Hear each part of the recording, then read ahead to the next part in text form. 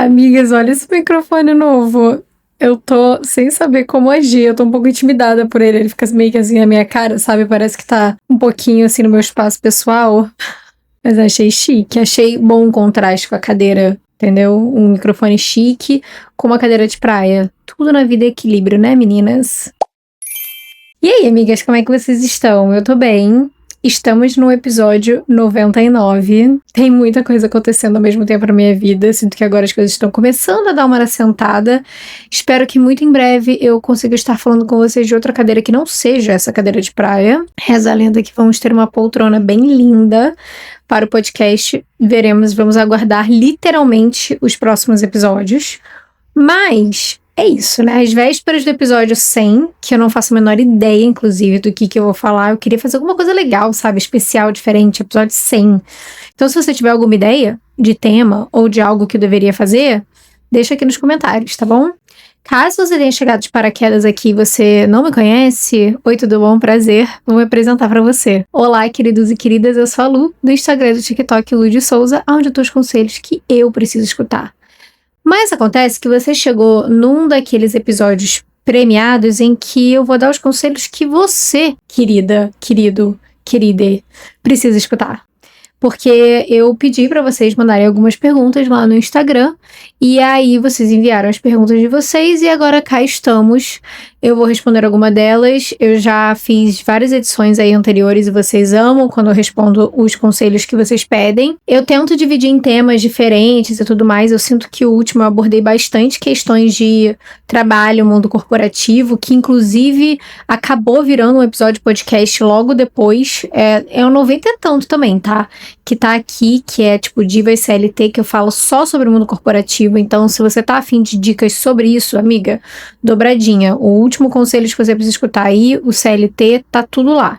Então, nesse aqui eu vou falar sobre coisas diferentes. Esse aqui eu vou falar um pouquinho mais sobre relacionamento. Vou falar sobre intercâmbio, que é uma coisa que eu falo pouquíssimo aqui, apesar de que eu já fiz 2 intercâmbios, morei fora por 10 anos, então vou falar um pouquinho disso. E aí a gente vai falar também um pouquinho sobre, enfim, crises existenciais, porque estamos tendo. Se você ouviu os últimos episódios, você sabe disso.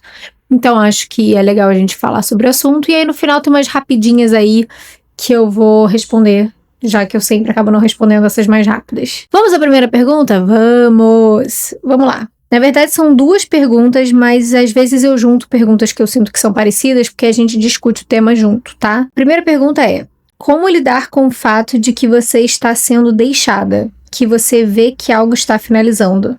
E aí outra amiga perguntou: como saber a hora de deixar ir e os efeitos sobre isso? Cara, essa primeira pergunta, como saber, como lidar quando você sente que algo tá finalizando, você tá vendo que você tá sendo deixada, nossa, que dali pegou fundo. Eu acho que o melhor exemplo que eu tenho disso, e eu já falei sobre isso em vários outros episódios, foi quando eu percebi que a minha melhor amiga tava se afastando e que eu seria, por assim dizer, deixada por ela. E, cara, dói, né? Não tem muito o que dizer, assim, é um processo doloroso. Saber que algo está sendo finalizado, ou saber que aquilo dali tá se encerrando, seja porque você sabe que precisa ser encerrado, ou porque a outra pessoa quer que aquilo se encerre, e a partir do momento que um não quer, 2 não brigam, é doloroso.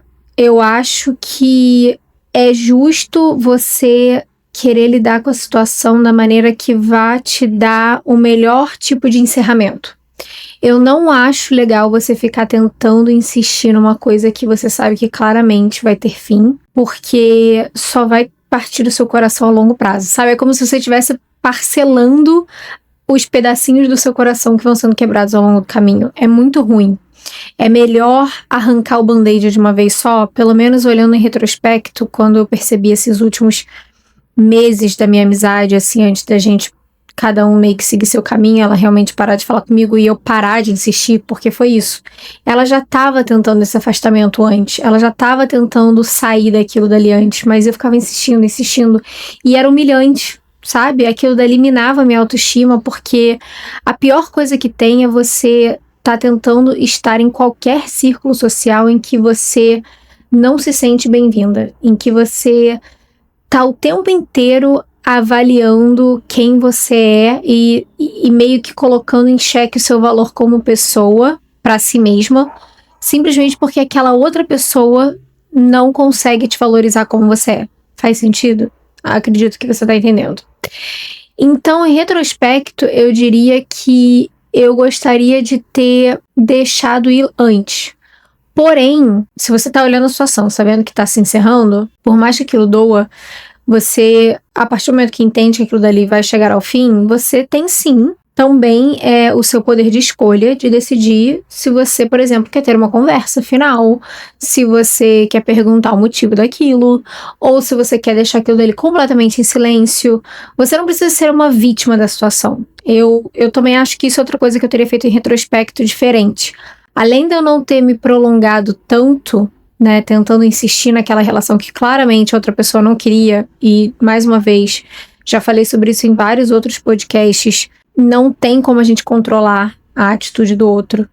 Então, eu acho que eu diria que ao mesmo tempo que eu não teria prolongado tanto aquilo dali, eu também teria me dado um pouco mais de crédito de pensar, mas eu também mereço ter o meu lado atendido. E o meu lado atendido naquele caso talvez fosse conversar. Tipo, olha, eu entendo que você tá se afastando de mim, eu tô vendo que você tá achando que você tem que seguir a vida pra um lado e eu pro outro, mas eu gostaria muito de saber em que momento isso aconteceu, como isso se perdeu. Tipo, eu mereço eu mereço uma explicação, ao invés de só um ghosting. A nossa relação, a nossa amizade de mais de 10 anos merece mais do que isso. Entendeu? Uma coisa meio que, sei lá, de respeito. Eu teria feito isso. Hoje em dia eu já perdi o timing, também perdi o interesse. Pra ser bem sincera, é isso, né? A grande questão é que tudo passa. Por mais que a gente ache, quando a gente tá naquele momento que tá doendo muito, que a gente acha que nunca vai passar, cara, passa. Eu lembro de término de namoro que nossa, meu primeiro término de namoro eu sofri tanto. Era uma dor tão absurda que chegava a doer fisicamente. Eu literalmente senti o meu peito doer. E eu lembro de pensar que ele nunca ia acabar. Tipo, era impossível imaginar uma vida em que eu não ia sentir aquela dor, que eu não ia sentir aquele vazio, aquele abismo que parecia que não parava de cair. Mas assim, sei lá, né, 15, 17 anos se passaram. Não, 15 anos, sei lá. Um número grande de anos se passou e... Tipo, eu lembro da sensação, mas eu não me conecto mais com aquela emoção, entendeu? Porque passou. Então, enfim... Se você tá vivendo esse processo, né, de tá percebendo que o negócio tá acabando, tudo bem, pode ser que exista uma maneira daquilo dele ser salvo, então eu acho que vale uma conversa, por isso que eu acho que sempre vale uma conversa inicial, de entender por que aquilo tá acontecendo, mas se você já sabe, do jeito da pergunta, né, tipo, você tá vendo que tá acabando, é porque você já sabe meio que por que tá acabando, sabe? Então ali eu acho que, cara, não prolonga isso, entendeu? Vai doer, você vai passar por todo o processo de luto de o fim dessa relação, desse processo, porque todo término é um luto. Temos um episódio falando sobre isso, sobre o luto, que eu fiz também recentemente, mas vai passar um dia, sabe? E aí, já emendando na segunda pergunta, que eu acho que tem a ver com a primeira, que foi essa questão de como saber a hora de deixar ir, é exatamente isso. A hora de deixar ir é a hora que você percebe que você tá se perdendo de si mesma dentro daquela conjuntura, daquela relação. E aí pode ser uma relação, pode ser um sonho, enfim, uma fase da sua vida. Eu acho que toda vez que a gente começa a se sentir não pertencente em relação a uma pessoa ou a uma conjuntura no geral, e aí pode ser até um sonho que você estava perseguindo, eu acho que é o principal indicativo para você saber que aquilo dali não te pertence mais, sabe? Que aquilo dali é uma coisa que você precisa deixar aí. E os efeitos disso vão ser os efeitos de um ciclo que se encerra, uma coisa que se encerra, o processo de término, exatamente como eu acabei de falar, vai existir um processo de luto, mas, gente, para tudo que se encerra, outra coisa se inicia, sabe? A nossa vida, ela é esse constante processo de términos e começos e recomeços e é assim o tempo inteiro. Então, até se você pegar e olhar sua vida um ano atrás e ver onde você tá hoje, já terminaram e começaram várias coisas e às vezes a gente nem se dá conta disso. Em setembro do ano passado, eu estava morando em outro apartamento. Até um mês atrás eu tava morando em outro apartamento. Pra vocês terem noção, até início do mês passado eu não tinha nem noção que eu ia me mudar de apartamento. E agora cá estamos, eu, você e minha cadeira de praia. Então, assim, teve esse término, mas junto com esse término tem várias outras coisas começando, não só a questão de eu estar morando num lugar novo, mas outras coisas que eu quero dividir com vocês em breve, até em termos de trabalho, de negócios, enfim. Então é isso, é entender que, cara, às vezes tentar ficar é humilhante demais, sabe? É humilhante e é traiçoeiro com nós mesmos. É como se a gente estivesse se traindo, tentando ficar num lugar ou em situações ou insistindo em coisas que tiram a nossa percepção do nosso senso sobre nós mesmos e nosso valor sobre nós mesmos. Entendeu? Segunda pergunta, são 2 perguntas e elas têm a ver com intercâmbio e vida fora do Brasil, que vocês sempre perguntam, então vamos lá, né? A primeira é: conselhos para quem vai fazer intercâmbio na Austrália para tentar tirar a cidadania. E a segunda é: medo de deixar a vida no Brasil e mudar de país. Essa não é muito uma pergunta, mas enfim, conselho, né? Primeiro de tudo, conselho de intercâmbio na Austrália. Nunca fui pra Austrália. Então, se é específico da Austrália, eu não posso te ajudar. Procure outra pessoa. Mas, se a gente vai falando só sobre a questão de estou indo fazer um intercâmbio pra tentar cidadania, eu nunca fui fazer intercâmbio pra tentar cidadania, então também não posso te ajudar.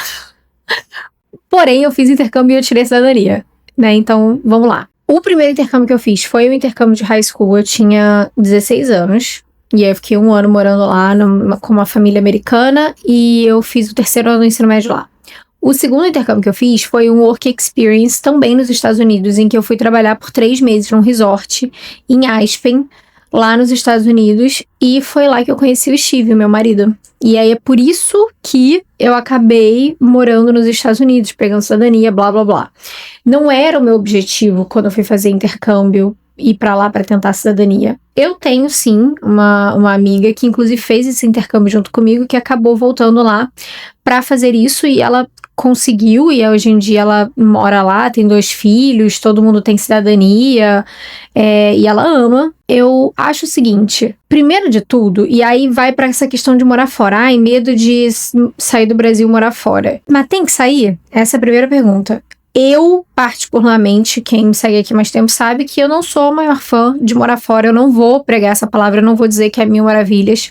A vida do imigrante não é fácil e algumas são infinitamente mais difíceis que outras. Eu falo de um lugar extremamente privilegiado, já disse isso também em outros episódios, porque quando eu decidi que eu ia morar lá por causa do Steve, eu estava indo com a certeza de que eu ia estar com uma pessoa, de que eu ia ficar com uma pessoa.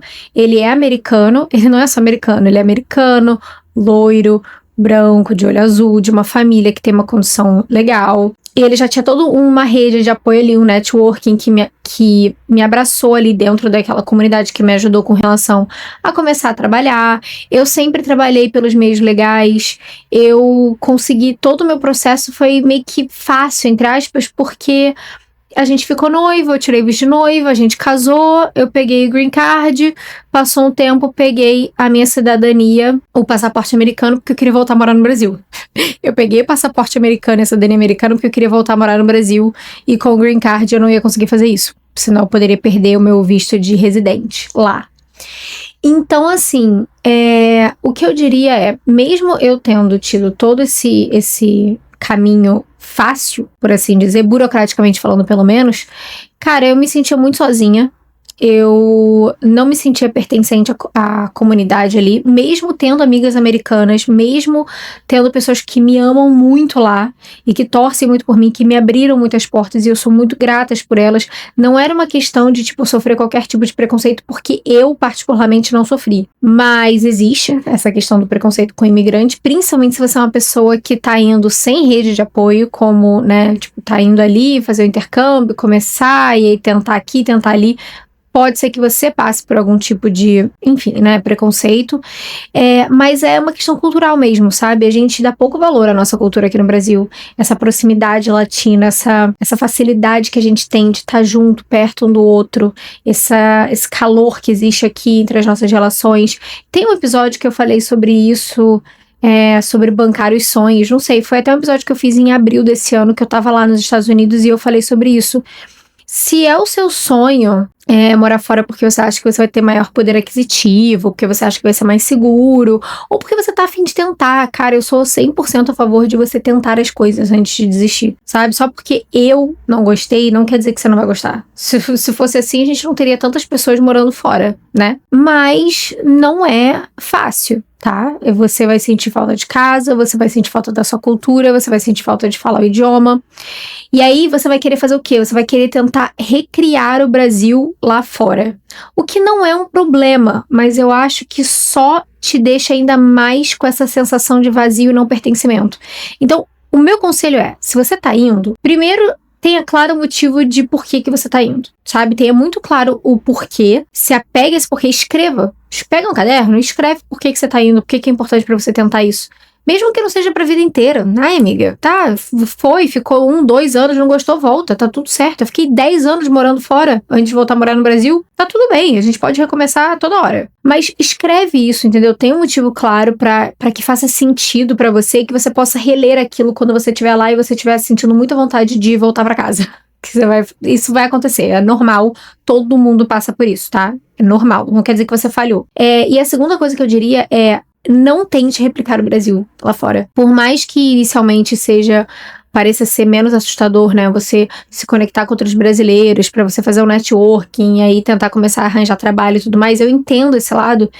Eu acho que a longo prazo é pior. Eu acho que você se sente ainda mais deslocado dentro do local. Eu sou muito grata por ter criado toda a minha base nos Estados Unidos, uma base americana. Sabe, as minhas amigas eram americanas, os meus parentes eram americanos, o meu trabalho, os meus chefes eram americanos, colegas de trabalho, a indústria.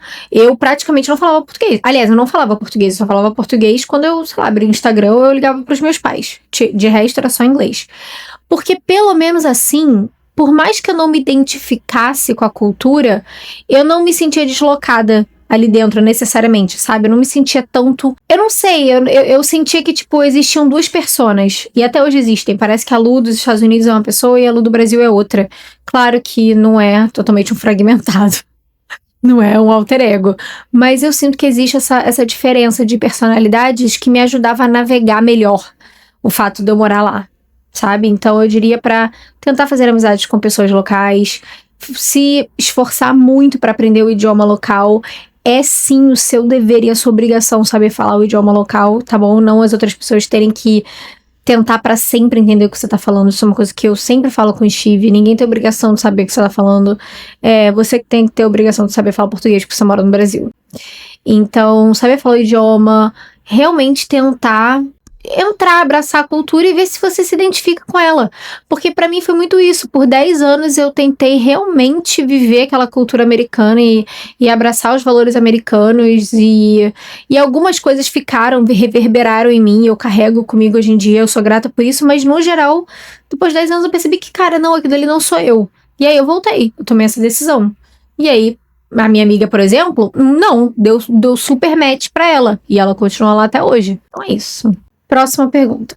Me sinto muito boba e exposta escrevendo e desisto. Como faço para essa sensação passar? Escrevendo sobre isso.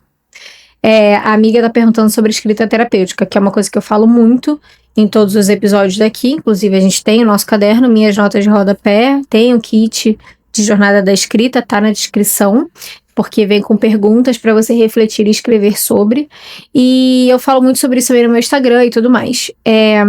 Eu voltei a escrever com total afinco recentemente, tem sido maravilhoso, tem sido incrível levar tudo isso pra minha terapeuta e a gente conversar sobre, até ela falou sobre isso na sessão, uma das sessões que acabou de passar, tipo, ela, nossa, escrever deixa, né, negócio intenso, profundo. Porque, de fato, quando eu tô escrevendo, eu chego a conclusões e eu encontro lugares dentro de mim que eu não encontraria se eu estivesse só pensando sobre isso. Aí a questão de se sentir boba e exposta é exatamente você escrever por que você se sente assim. E qual é o problema? Qual é o problema de você se expor pra você mesma? Porque, assim, se tem uma pessoa, uma alma, uma coisinha no mundo inteiro que merece a sua exposição, é você mesmo. Você precisa ser um caderno aberto sobre si mesma, pra você mesma. Porque é só assim que você se entende. Como é que você quer alcançar autoconhecimento se toda vez que você começa o processo de autoconhecer, você se sente, sei lá, exposta demais, boba demais? E por que é bobo? Eu acho que um ótimo exercício é você escrever como se você estivesse contando para uma amiga uma situação. E se coloca no lugar da sua amiga. Tipo, se uma amiga sua viesse pra você com aquela questão, com aquele problema, você falaria que ela é ridícula? Você ia olhar pra ela e falar, nossa, que idiota, que boba. Ai, nada a ver isso aí. Não, muito provavelmente você seria bastante empática. Muito provavelmente você iria querer escutar, você ia validar os sentimentos dela, você ia dar a sua opinião, talvez você discordasse de certas coisas, concordasse com outras, você ia tentar dar uma possível solução pro negócio. Então, tenta fazer esse exercício de quando você sentar com seu caderno, pensa assim, eu sou a minha melhor amiga me contando uma coisa que é muito difícil pra ela, muito vulnerável pra ela. Internalizou? Pegou esse alter ego? Começa a escrever. E aí escreve sobre isso. Qual é o problema? Por que pra você é tão difícil ser sincera com você mesma? O que você tem medo que aconteça quando você é sincera com você mesma? Porque assim, ninguém vai ler, entendeu? Guarda seu caderno num lugar que ninguém vai encontrar. Depois que você escrever, depois que o caderno acaba, você pode fazer o que você quiser com ele. Eu guardo. Eu adoro guardar os meus cadernos. Eu tenho uma caixinha com vários deles. Eu tenho, inclusive, meu primeiro diário de quando eu tinha 6 anos de idade. E é a coisa mais preciosa do mundo. Tenho um outro de quando eu tava com 15, 16 anos. E eu tava fazendo meu primeiro intercâmbio nos Estados Unidos. E ler aquilo dali. E as dificuldades emocionais que eu passei ali. Quebra o meu coração. Me dá vontade de pegar aquela Lu no colo e abraçar. E falar, amiga, você foi tão corajosa. Você foi tão linda. Que bom que você fez aquilo. Quer ver? Eu vou te ajudar. Eu vou ler um trecho do que eu escrevi naquele caderno pra você ver como que é importante você escrever e ter essa conexão com você mesma. Esse é o caderno. Pois é, minha mãe que tinha me dado naquela época. E aí eu escrevi. 10 de agosto de 2009. Saudade, sem dúvida, é um sentimento curioso. Ao mesmo tempo que você sofre por senti-lo, você fica feliz em tê-lo. Porque quando a saudade é forte, em meio a todas as lágrimas, existe um sorriso ao lembrar de momentos inesquecíveis e pessoas insubstituíveis. Porque são esses momentos marcantes que nos fazem felizes. Ninguém sente saudade de algo ruim, muito pelo contrário. Sentir saudades é ter certeza de que o passado valeu a pena. É lamentar por esses momentos não existirem mais e é sorrir ao pensar que muitas outras surpresas virão e que elas um dia também serão apenas a saudade. Então, assim, pra mim, ter esse tipo de lembrança, sabe? E de pensar, caraca, eu tinha acabado de fazer 16 anos, eu tava sozinha em outro país, eu tava me sentindo perdida, eu tava me sentindo não pertencente, eu tava longe dos meus pais, do meu namorado, das minhas amigas. E eu escrevi isso aqui, eu tive essa perspectiva, eu me abri comigo mesma, então é muito legal, por isso que eu guardo os meus cadernos, mas você não precisa guardar, você pode tacar fogo neles, tem gente que faz isso, como uma maneira de, sei lá, deletar o passado, expurgar os sentimentos, tem gente que só joga no lixo, enfim, você pode rasgar o papel, uma coisa meio terapêutica. A grande questão é tão gostoso você sentir que tem um lugar, que tem um jeito de você poder conversar com você mesmo, ser sincera com você mesma, e que você pode ver que você passou por várias tretas aí na vida que você conseguiu resolver, e que se você conseguiu resolver e você conseguiu passar por aquilo, você vai conseguir passar pelas novas tretas. Então, é isso. Espero que isso tenha te ajudado a querer escrever. E se você não estava pensando em começar a escrever, eu espero que isso tenha te convencido a escrever. Próxima pergunta. Essa é capciosa. Meu namorado quer morar junto por mais de um ano antes de casar como um teste, porém sem a certeza de um casamento. Eu gostaria que fosse um período menor ou com alguma garantia. Cara, eu sou a favor, sim, de morar junto antes de casar. Eu fiz isso. Eu e o Steve, a gente morou junto 2 anos antes da gente casar. Inclusive, quando a gente começou a morar junto, ele ainda não tinha me pedido em casamento. Foi o primeiro ano, assim, junto. A gente ainda não tinha essa coisa de casar. Eu acho que quando você tá junto de uma pessoa, mas você não mora junto com ela, você por mais que você já esteja num relacionamento há bastante tempo, você não consegue ver todos os lados dessa pessoa. Ela ainda consegue guardar algumas coisinhas ali que ela não quer mostrar pra você porque não é conveniente mostrar.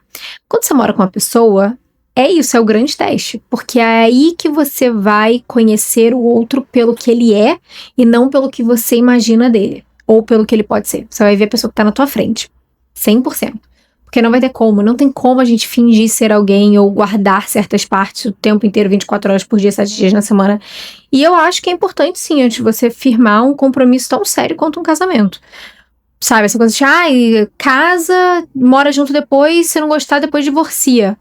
Eu acho meio zoado, quando poderia ser simplesmente junta, se não der certo, separa, sem ter que passar por um processo de divórcio, sem ter que ter tido um casamento. As pessoas que não são casadas e falam isso, elas não têm noção do que é você casar de fato, sabe? Porque não é só o fato de que você gastou uma puta grana, que todo mundo tava lá, que você se vestiu de branco. Não, é a promessa mesmo que foi feita, que é de partir do coração pensar que não pode ser cumprida, sabe? Mexe num lugar diferente. Então, assim, eu não sou contra ter o teste, não, tá? Agora, se por sua vez, você tem medo dele se acomodar na questão, eu acho justo que você converse com ele. Vocês já estão juntos há bastante tempo, imagino eu, já que vocês estão falando aí de morar junto, de você virar e falar assim, amor, beleza, a gente pode morar junto sim, por um determinado tempo, mas isso não pode ser uma coisa que vai se esticar por muitos anos a fio. Você sabe que casar é um sonho meu, e eu quero que você leve isso em consideração, eu quero que você escute o que eu estou falando agora pra você. Eu não tô botando uma arma na sua cabeça, eu não tô, tipo assim, botando um prazo fixo. Daqui a 1 ano você tem que pedir em casamento. A gente só pode morar 1 ano junto. Mas você tem que entender que, pra mim, esse teste tem que ser relativamente curto.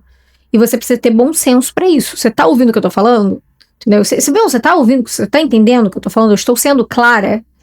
E ele vai responder, sim, não. E aí você vai navegando a conversa ali, entendeu? Ai, porque aí não é tão romântico. Gente, olha, para de escutar conselho no TikTok, tá bom?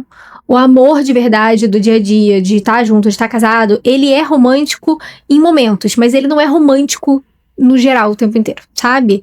É a vida dois. É a vida sendo gerenciada por duas pessoas diferentes, com vontades diferentes, com ideias diferentes, com percepção de vida diferente.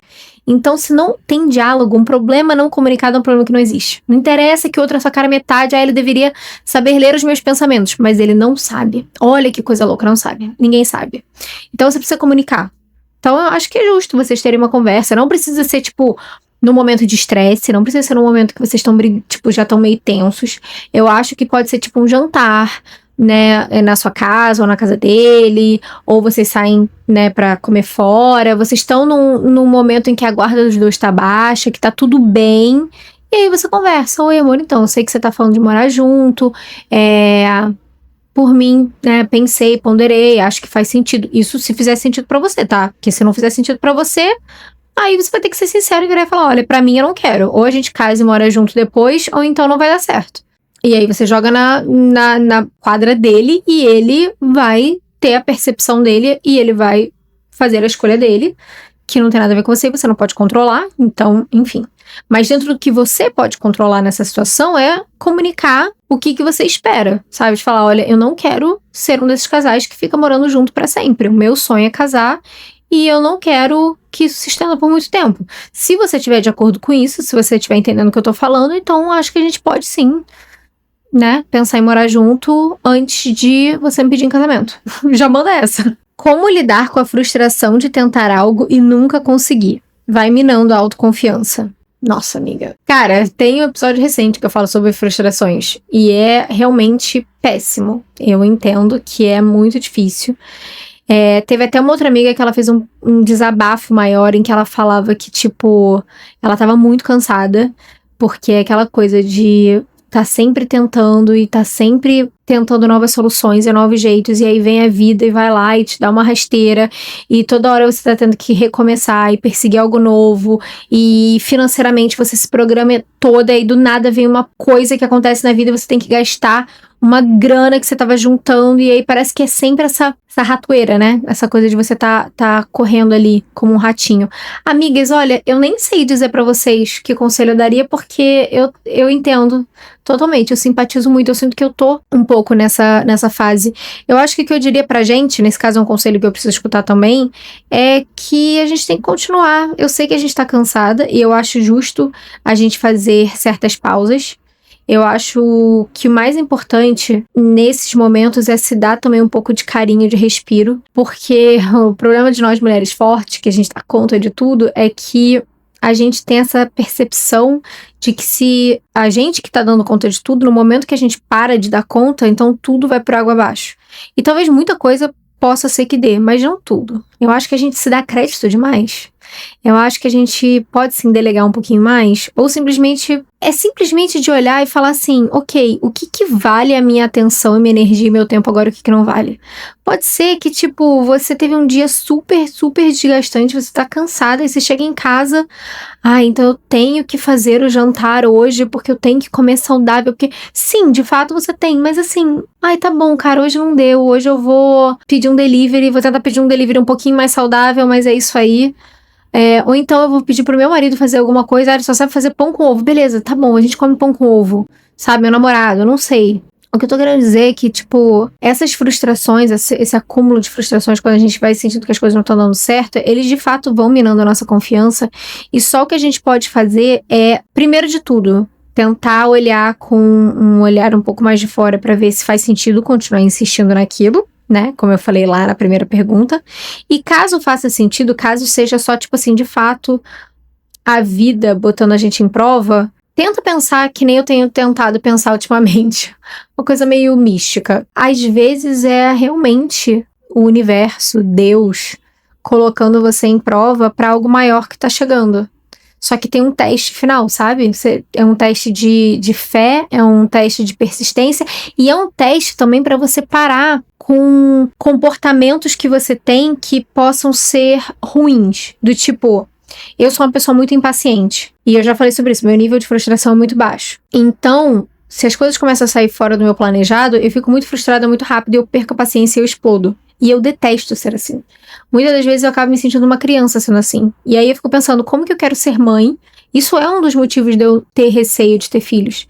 De sentir que muitas das vezes eu ajo como criança, mesmo tendo 32 anos. Meu Deus, olha eu me expondo aqui. Nossa, é horrível falar isso em voz alta. Mas a questão é que talvez todas essas mini coisas que têm acontecido durante o ano, e algumas não mini, algumas são big, algumas são macro, são bem grandes, que tem acontecido comigo esse ano, em algum lugar dentro de mim, que eu não sei explicar da onde é, e aí eu acho que vem da minha intuição, vem da minha fé, tá sussurrando no meu ouvido que é assim, tem que ser assim, Lu, tem que ser assim, porque você precisa passar por isso pra você aprender e você deixar esse seu lado ultracontrolador de lado, pra você aprender a ser mais paciente, pra você aprender a flexibilizar mais a sua rotina, as suas vontades, para você aprender a ser um pouquinho mais rio, sabe? E deixar o curso da vida às vezes te navegar para lugares diferentes, e não ser só uma piscina fechada que só pode ser daquele jeito.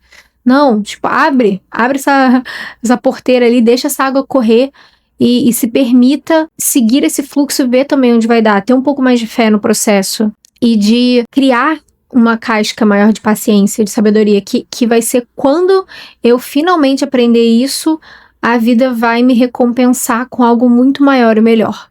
E eu acredito nisso porque eu sinto que isso já aconteceu comigo antes. Eu sinto de verdade, no fundo do meu coração, que eu fiquei 10 anos da minha vida, 11 anos, sei lá, da minha vida, sofrendo muito com o meu transtorno alimentar. Completamente obcecada pelo meu corpo, pelo formato, pelo que eu ia comer, deixar de comer. E quando eu decidi que aquilo dali tinha que acabar, cara, foram muitas provações, foi muito difícil, não só pelo fato de que é muito difícil você superar um transtorno alimentar, isso é óbvio, mas também, tipo, parecia que a vida tava jogando ainda mais coisas. Quer ver um exemplo? Eu comecei o tratamento em 2019, e aí, quando eu tava pra receber alta, adivinha o que aconteceu? Pandemia. Cara, aquilo ali era um prato cheio, ou talvez um prato vazio no meu caso, pra eu voltar a ter um transtorno alimentar. O meu transtorno alimentar tava voltado totalmente ao meu controle, a minha necessidade de controle. E aí, de repente, a gente entra num período do mundo em que a última coisa que qualquer um de nós tinha era controle sobre o que ia acontecer. Tudo que eu queria era voltar a me restringir. Mas eu sabia que eu precisava avançar com aquilo, que eu não podia deixar aquilo dali me tomar de novo. E eu fui indo, pedrinha por pedrinha. Aí, de repente, o meu chefe começou a ser super tóxico comigo. E eu senti que aquilo dali foi uma outra provação, porque eu queria, de novo, me esconder na minha casquinha, no meu transtorno alimentar, ao invés de ter que lidar com aquilo. Mas eu fui lá e lidei com aquilo. E aí veio 2022, que foi o ano que eu comecei a minha empresa. Foi o ano que eu realmente senti que eu saí, eu tirei esse lado meu desse transtorno alimentar. Em 2023 foi o ano que eu vim pro Brasil como um teste pra ver se eu conseguiria voltar a morar aqui. Em 2024 voltei a morar aqui. A minha vida parece que deu um salto quântico depois que eu passei por aquela provação e eu consegui superar aquilo. E eu sinto de verdade que eu tô numa fase dessa agora. E que se eu conseguir vencer essa fase, sabe, igual um videogame, e eu aprender a lidar com o meu controle, com o meu ego e com a minha frustração de maneiras melhores e menos raivosas, menos impacientes, menos frustradas, eu acredito que tem alguma coisa muito importante pra vir aqui, tá ali na esquina, tá me mirando. Então, não sei, talvez isso sirva pra você. Cara, dá pra fazer um episódio inteiro sobre isso num podcast. Acho que eu vou fazer. Sei lá, será? Vamos ver. E pra gente terminar, temos 3 rapidinhas. A primeira é: coragem pra começar a gravar conteúdo. Amiga, gravando. Todas as vezes que vocês falam assim, ai, Lu, eu queria fazer isso, mas eu tô com medo. Como que faz? Fazendo. Ah, eu queria fazer isso, mas eu tô com medo de ir. Como é que eu faço? Indo. Gente, é terapia de exposição. Sabe como que eu consegui superar o meu transtorno alimentar? Comendo. Eu sei, é uma merda falar isso, porque é tipo, ai, nossa, que óbvio, eu não sabia disso antes. Mas, de fato, é literalmente isso. Eu sentia um desconforto absurdo, eu sentia um medo que não fazia o menor sentido, mas era exatamente isso. E toda vez que eu desafiava esses sentimentos irracionais de medo que eu tinha sobre a situação, eu ia ensinando pro meu cérebro que tava tudo bem, que não tinha nada de errado. E aí eu fui desaprendendo aquelas crenças que eu tinha. Então, se você quer começar a criar conteúdo, começa. Você quer começar um podcast? Começa. Eu falei sobre isso no episódio passado, que eu falei sobre o bloqueio criativo, e eu falei isso no episódio 1. Como é que você começa o negócio? Começando, aperfeiçoando ao longo do caminho. Então, se você quer criar conteúdo, eu diria que, primeiro de tudo, tenha uma ideia do que você quer falar. Entenda que você não é especial. Você é só mais um na fila do pão. E eu tô falando isso com todo carinho, porque eu também sou. Então, se você simplesmente quer começar do zero, só mostrando a sua vida, cara, muito provavelmente as pessoas não vão se interessar, porque as pessoas não se importam com você ainda. Então, talvez por isso que é legal escolher um tópico, no caso, um nicho. Então, eu gosto muito de moda. Beleza, então começa a mostrar como é que você monta os seus looks pro trabalho, por exemplo.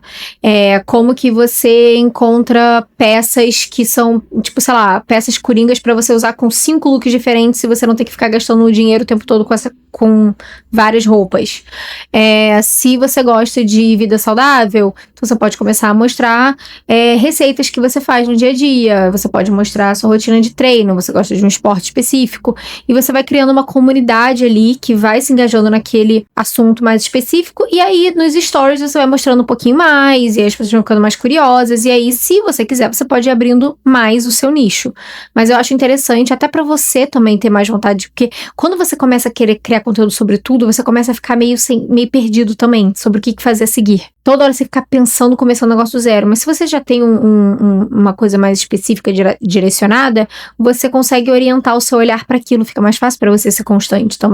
Segunda, como tornar atividade física um hábito? Tornando um hábito, indo lá todos os dias. Constância, é isso. Gente, as pessoas mais bem-sucedidas do mundo, ou as pessoas que fazem as coisas que você gostaria de fazer, elas só fazem aquilo porque elas fazem, porque elas têm disciplina. Então eu diria que a primeira coisa é procurar um esporte ou uma atividade física que você odeie menos. Se você tá começando agora, provavelmente você odeia todas, então procura alguma coisa que você odeie menos, ou que seja um pouquinho mais fácil. Então pode ser corrida, pode ser musculação, são as mais óbvias. E aí, cara, começa assim, 3 vezes na semana, 30 minutos. E aí se compromete com isso. Segunda, quarta, sexta, bota no calendário, bota o alarme, não tira o alarme. A questão de começar a ter hábitos mais saudáveis também vai te ajudar nisso. Então, se você começou uma rotina de treino e você começa a se alimentar melhor, você começa a sentir mais energia e você vai sentir mais, que vai ser mais fácil você pegar, levantar e fazer. Então, acho que a primeira coisa que eu diria é pra você escolher uma coisa que você acha que você vai odiar menos. Tente essa coisa por pelo menos 3 meses antes de passar pra próxima coisa. Se depois de 3 meses você continuar realmente detestando, aí você passa pra próxima coisa. Então, dê tempo pra essa coisa fazer sentido, porque ninguém gosta de correr, por exemplo, quando começa a correr. Ninguém gosta de academia quando começa a academia. E assim por diante. Faça um compromisso que seja possível. Não é tipo, vou do 0 pra 7 vezes na semana, 1h30 por dia. Não vai, amiga, tu não vai. Tá querendo enganar quem? Mas 3 vezes por semana, 30 minutos por dia, é totalmente possível. Faz isso por um mês. Aí no segundo mês, vai ser talvez 5 vezes na semana, 30 minutos. Ou 3 vezes na semana, 1 hora. Entendeu? Aí no terceiro mês, bota aí um quarto dia. E vai assim, entendeu? Aos poucos. É melhor que seja aos poucos, mas que seja constante e duradouro do que uma coisa que você tenta fazer do dia pra noite e que não vinga. E a última pergunta é como lidar com pessoas burras. Eu não sei, porque eu não lido. Eu amei essa pergunta porque eu só queria dizer isso. Ai, gente, eu não tenho paciência. Burra, depende, vamos lá. Burra em que sentido? Porque existem vários tipos de inteligência, tá?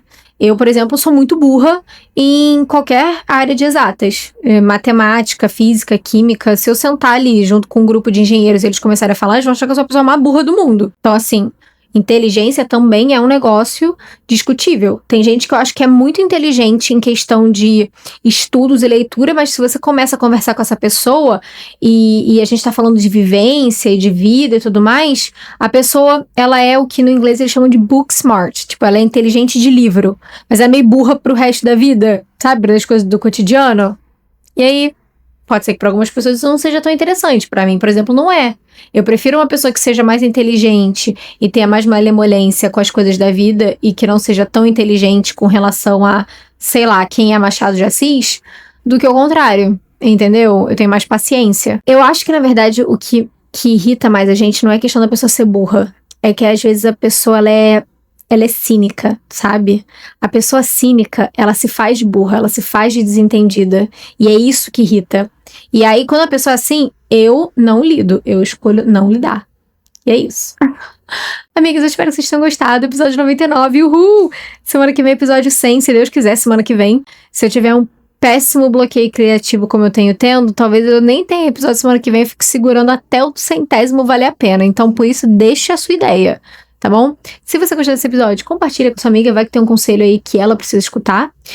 Me conta aqui qual foi o conselho que você precisou escutar nesse episódio, nos comentários. E é isso. Até o 100º episódio. Beijo, luz. Tchau!